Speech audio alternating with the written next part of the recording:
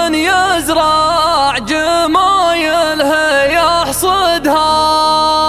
ترى هيبة اسمعها لاذاني لونها صم، وليله من اعز الليالي واسعدها.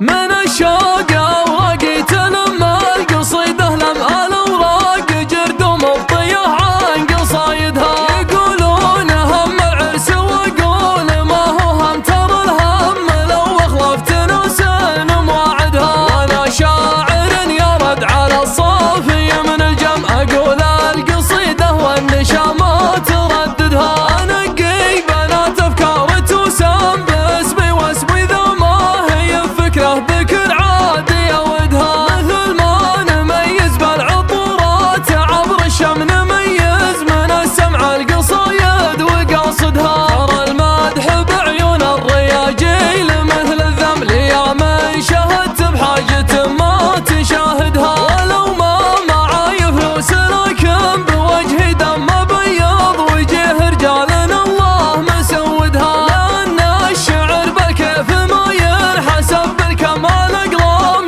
يوم العرس هذا مجندها. يا عبد الله ابشر لك بوقفه تزيح الغم مثل ما تزيح الشمس ليل يعاندها، يجف الحكي فيكم قبل ما يجف الفم، قبل ما يروح بشيلتك صوت منشدها. ابوك الشجاع اللي يزم المدى يحزم حروفه نعم تطرد وراه ويطاردها، ثباته على المبدا ثبات الجبال الشم، ولا عاش بيع الصداقه وجاحدها، ثبت لاجل تاريخ الشهيد المشرف ثم عيال الشهيد اللي يكفيك احمدها. ينم الوفا عن طيب راس الوفي وينم عن ارفع نزه يوم الزمن فوق خلدها، ولا هي غريبه يا ناس الوارثين النعم قبيله على الامجاد ربي مسددها، على داحة مثل الرعد يوم يرزم راس تطبع نزه في المعركه وتسيدها، اداه النفي بالمعجم وبالفصاحه لمودة